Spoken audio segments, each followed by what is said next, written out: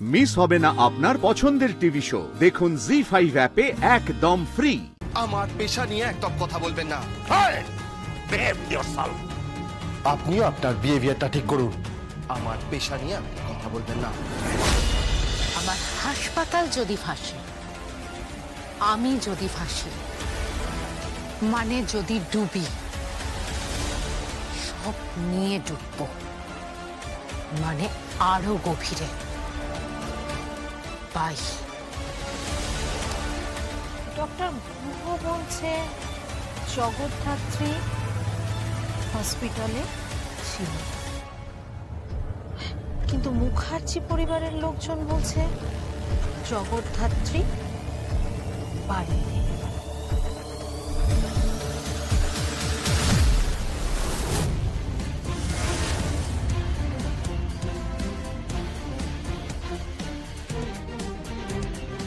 Doctor Guha, আজ রাতে আপনার সাথে দেখা হচ্ছে,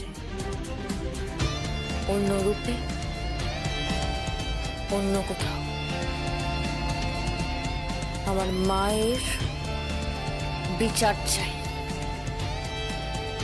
বিচার চাই আমার মায়ের।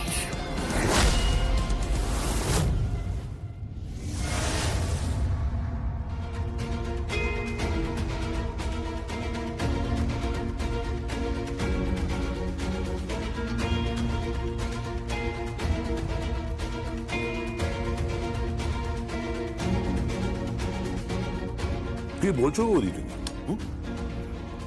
ডক্টর গুহ এতদিন পরে ফোন করে এরকম একটা অসম্ভব কথা বললেন। জগদ্ধাত্রীকে উনি হাসপাতালে দেখেছেন। উনি তো সেটাই দাবি করছেন।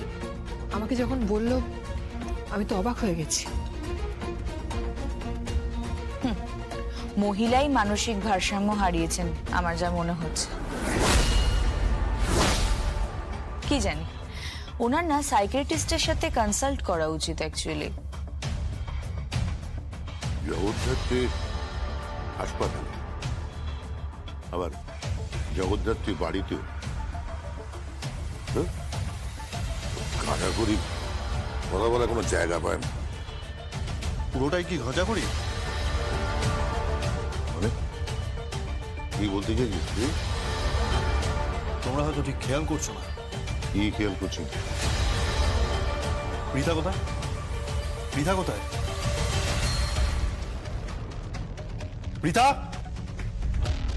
পৃথা, পৃথা, ডাকছো আমাকে? হ্যাঁ, তুই এখানে একটু বসো, তোর সাথে কথা আছে। সরি গো, আমি তোমাদের সাথে লাঞ্চ খেতে কিন্তু বসতে পারবো না। রোজকার এই মাছ, মাংস, ভাত, ডিম আমার সহ্য হয় না। I just hate this all. আমি আমার বন্ধুদের সাথে এখন বেরোবো। আমি আজকে থাই ফুড খাবো, আর তারপরে আমি যাব একটু লং ড্রাইভে। তুই কোথাও যাবি না, কোথাও যাবি না। বস বস এখানে বস। ওকে বকছো কেন? ওর লাইফটা ওর মতো করে লিড করতে দাও। আরে বাবা, ওর মতো লাইফ লিড করুক না, তাতে আমার কোনো সমস্যা নেই, কিন্তু এতটা ছাড় দেওয়া ঠিক নয়। সদ্য একটা ঝামেলা থেকে বেরিয়েছে, তাও স্বয়ং ছিল বলে বাঁচুয়া।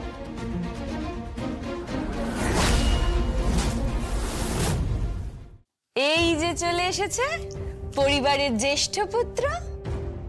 কি কি খবর জ্যেষ্ঠ পুত্র?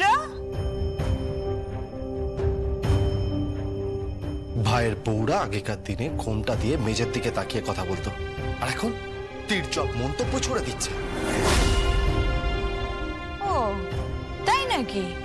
তা তুমি বললে আমি মাথায় ঘোমটা দেওয়ার ব্যবস্থা করি। শাড়ি পরে আসি তো কিভাবে পরবো?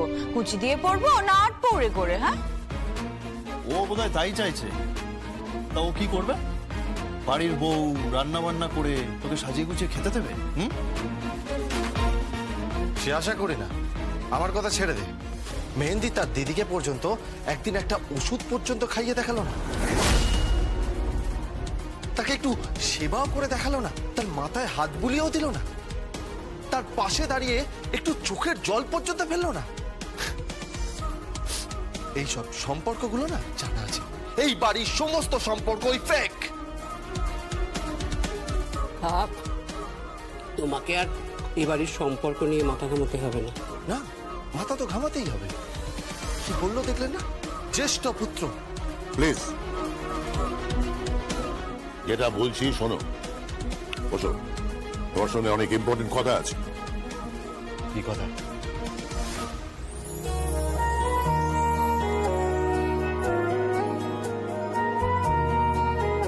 ঝগড়া করবো না,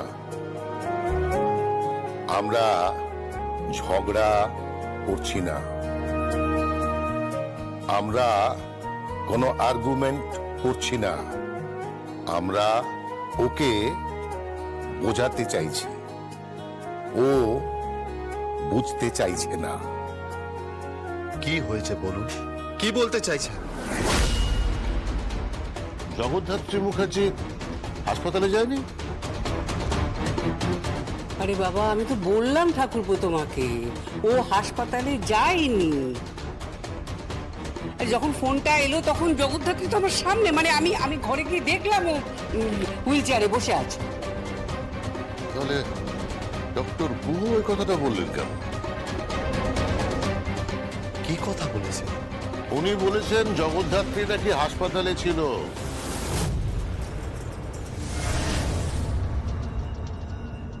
কি বলছেন কি আপনি? হ্যাঁ, ঠিকই বলছে। জগদ্ধাত্রী গেছিল। এই আমার কেন জানি না মনে হচ্ছে তুই বোধহয় কোনো খেলা খেলছিস। ওই ডক্টর গুহর সঙ্গে তুই কোনো শার্ট করেছিস, তাই না? যোগ সাজস করে নতুন কোনো মতলব বের করছিস, তাই তো? ভদ্রভাবে কথা বল উৎসব, ঠিক করে কথা বল। ভদ্রভাবে কথা বল উৎসব, ঠিক করে কথা বল। ও ভুল কি বললো?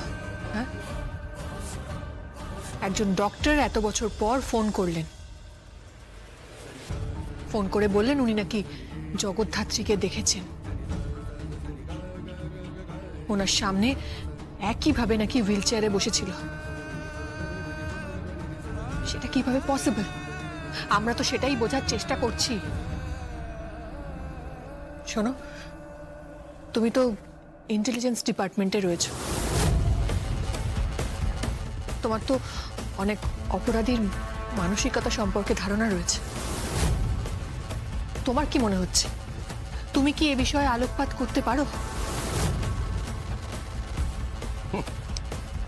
নিজের বইয়ের কেসই সলভ করতে পারেনি, তারপর আবার অফিস।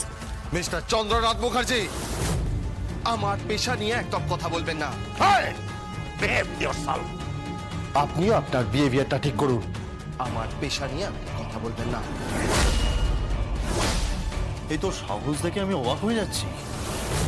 তুই কার সাথে কথা বলছিস? শোনো, উনি কিন্তু আমার ড্যাড হন, এটা মাথায় রেখো। জি5 ডাউনলোড করুন আর সব এপিসোড দেখুন একদম ফ্রি।